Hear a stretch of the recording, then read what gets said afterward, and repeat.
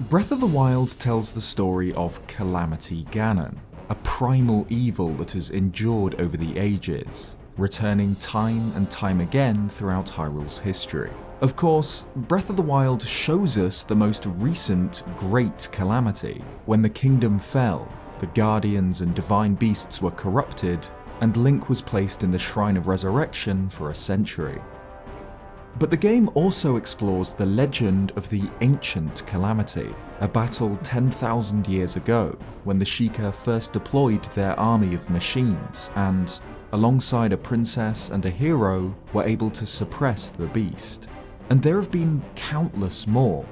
Hyrule has been trapped in a cycle of calamity for thousands upon thousands of years. The beast's story and origins have been lost to time. Now, the calamity is more like a force of nature. It can't be reasoned or negotiated with, only sealed away until its next inevitable return.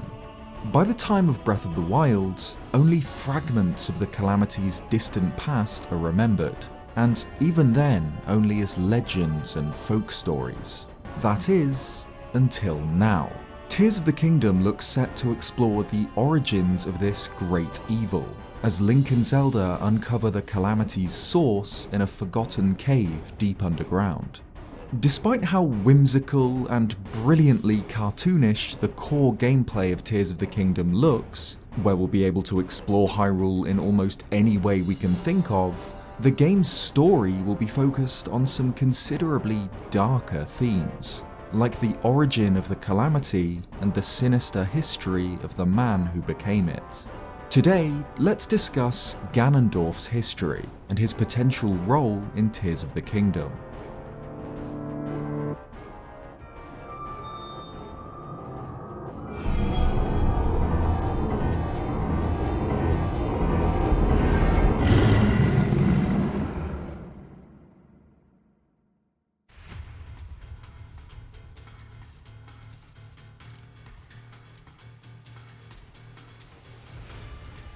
Tears of the Kingdom's reveal teaser focuses on the resurrection of Ganondorf. Link and Zelda appear to discover a body deep underground, a body which seems to be sealed in place by a spectral hand. At some point, the hand releases the body, which wakes up, malice burning in its eyes. This event not only sets the game's story into motion, but is key to understanding the lore of this world and the history of its struggle against evil. To begin, it's worth just confirming that this figure from the trailers is indeed Ganondorf, not Astor or Demise or some other figure. Not only does malice, the energy of Calamity Ganon, flow from his body and light up his eyes, he's decorated in gold jewellery marked with the Gerudo symbol. Notes from Ganon's theme music can even be heard playing in the game's reveal teaser.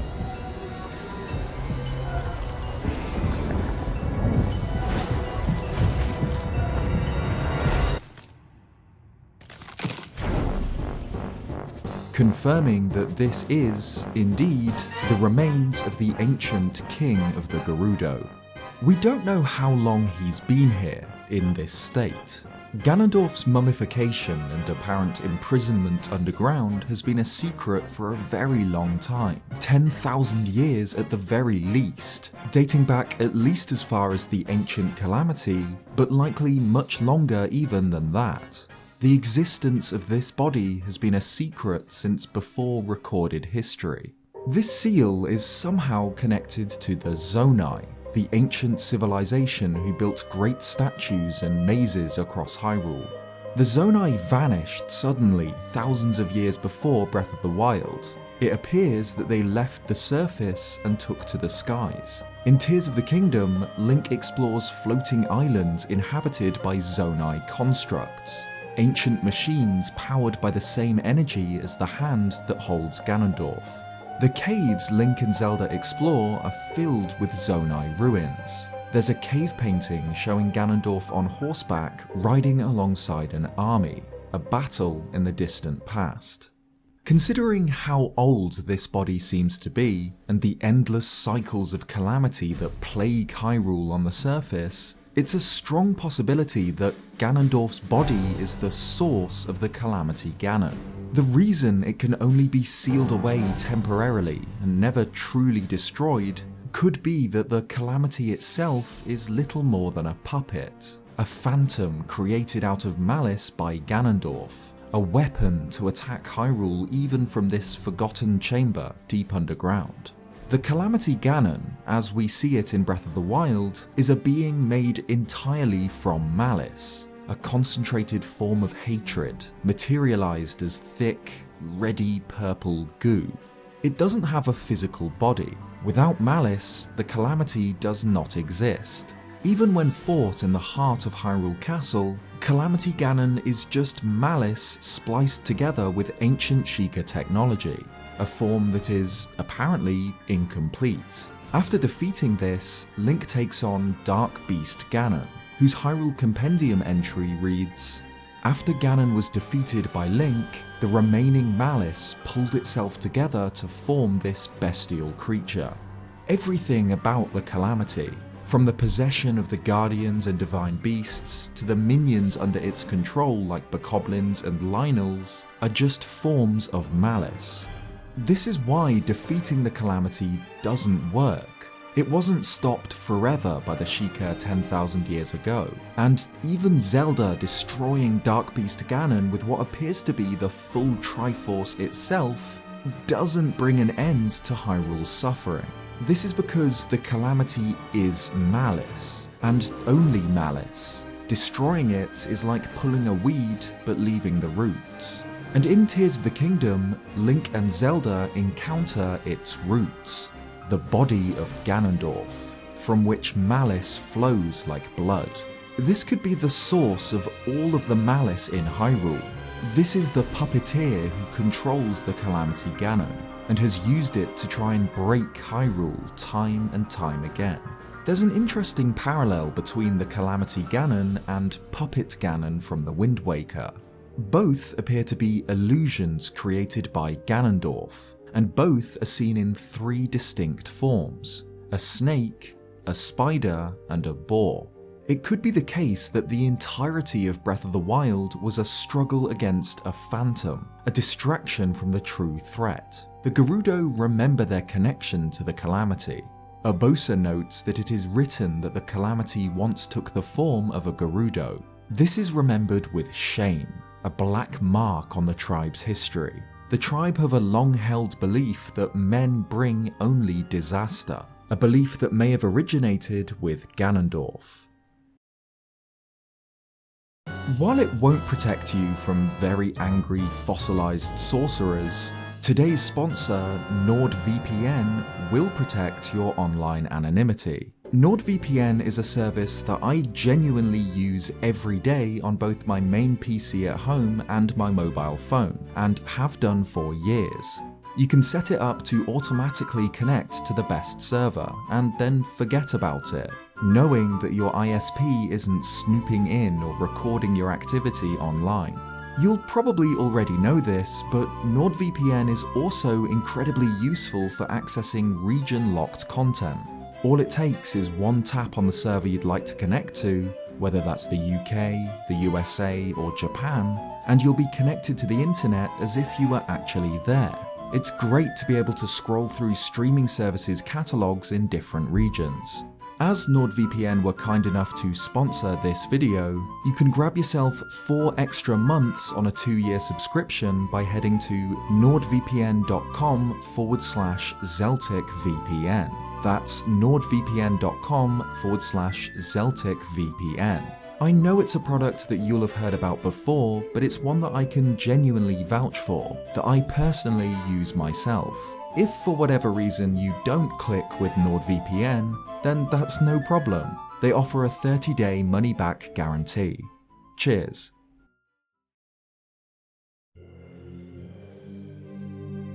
Before Breath of the Wild and Tears of the Kingdom, every appearance of Ganondorf and Ganon in the series were the same man, at different points in time, with one exception, which I'll get to. Ganondorf's story begins with Ocarina of Time, where he rises to power, claims his piece of the Triforce and controls Hyrule for 7 years. He's eventually defeated by Link and Zelda and sealed in a special void within the Sacred Realm. Link is sent back through time by Zelda to relive his lost childhood, but the Hero of Time changes history. He warns Zelda of Ganondorf's betrayal, and his 7-year conquest of Hyrule is prevented. This is Ocarina of Time's main timeline split, the adult timeline continuing on in the world where Ganon has been sealed by Link, and the child timeline following Link warning Zelda to stop Ganondorf. There's also the Downfall timeline, an alternate branch of history that follows if Link is killed by Ganondorf at the end of Ocarina of Time. In this timeline, Ganon seizes control of the entire Triforce, and as a last resort, the sages seal the Sacred Realm with him inside. This leads into A Link to the Past and the Downfall timeline, and the Gerudo Ganondorf is never seen again, only Ganon, the Beast. But the Wind Waker in the adult timeline and Twilight Princess in the child timeline directly continue Ganondorf's story from Ocarina of Time, showing how events play out in 2 different timelines, and giving his story 2 different, painful endings. The Wind Waker sees Ganon return after his defeat at the end of Ocarina of Time, but as Link had left this timeline when he was sent to the past by Zelda, no hero rose to stop him. As a last resort, the gods flooded Hyrule, burying the Old Kingdom beneath the Great Sea. When Ganondorf returns once again, he is stopped by a new Link, the hero of Winds. In a climactic showdown atop Ganon's tower, the King of Hyrule makes a wish upon the Triforce to bring an end to this kingdom. The Master Sword is thrust deep into Ganondorf's skull, causing him to turn to stone before being drowned in the Great Sea and forgotten, along with the kingdom he tried to rule. Twilight Princess shows Ganondorf at his lowest, without the Triforce, captured and imprisoned after the Hero of Time warned Zelda about his betrayal, sentenced to execution by the sages. In the Arbiter's grounds, they skewer Ganondorf with their Sword of the Six Sages. But in a cruel twist of fate, the Triforce of Power chose this moment to awaken within him, allowing him to cheat death and kill the Sage of Water. The sages had no other option than to seal him within the Twilight Realm, an alternate dimension which served as the prison for an ancient race of powerful magic wielders, sealed there long ago by the gods for trying to take the Triforce. This plan didn't work, however. This prison gave Ganondorf an army. He was able to manipulate Zant into taking control of the Twilight, and began his invasion of Hyrule. Twilight Princess's Ganondorf had never known defeat at the hands of a hero. In this timeline, he had never fought and lost to the Hero of Time. But he fights, and loses to, the Hero of Time's descendant, the Hero of Twilight, who kills Ganondorf outright with the Master Sword, impaling him in the glowing wound left from his botched execution years ago. Twilight Princess and the Wind Waker take place at roughly the same time, a few hundred years after Ocarina of Time, just in different timelines, showing Ganondorf in 2 parallel threads of history. There is that little exception I mentioned earlier, Four Swords Adventures. This game follows on from Twilight Princess in the child timeline, with an entirely separate Gerudo man named Ganondorf finding the trident in the Pyramid of Power and becoming Ganon. And at the end of the Zelda timeline before Breath of the Wild, this is the only Ganon still alive, left sealed within the Four Sword at the end of the game. This is the only example of Ganondorf reincarnating in the series so far. In all other games, he is the same being, just at different points of history. His beginnings in Ocarina of Time, and his 2 endings in The Wind Waker and Twilight Princess. It's worth noting that Ganon's origins go back further than the Gerudo King of Ocarina of Time. At the very beginning of the timeline, the hero of skies defeats Demise, the Demon King, the source of all monsters, hatred, and evil in Hyrule. With his dying breath, Demise utters a curse, that an incarnation of his hatred will forever follow those with the spirit of the hero and the blood of the goddess. This curse appears to have manifested with Ganondorf. Whether by fate or by choice, the Gerudo embodies the hatred of Demise. Tears of the Kingdom's Ganondorf has long, red hair, a jeweled crown on his forehead, and a wound in his chest, where he's held by the hand. It can't be the Wind Waker's Ganondorf, who was stabbed in the head, petrified, and left at the bottom of the ocean, a definitive end for the villain in this timeline.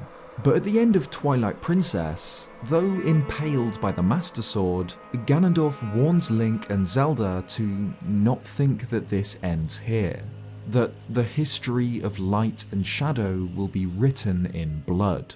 At least in the English translation. The Japanese is a little different. Do not think it all ends here. Instead, think of this as the beginning of a history of blood-drenched struggle between light and darkness, which could, retroactively, be a prophetic warning of the endless cycles of calamity that would plague Hyrule for millennia.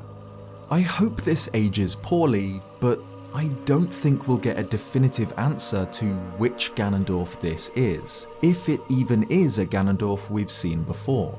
Tears of the Kingdom could feature a different reincarnation entirely, a separate Gerudo king who fell to darkness, like with Four Swords Adventures. This Ganondorf might not be the same one whose story was told in Ocarina of Time, The Wind Waker, and Twilight Princess, but he's definitely the man remembered by Urbosa, the Gerudo who became the Calamity.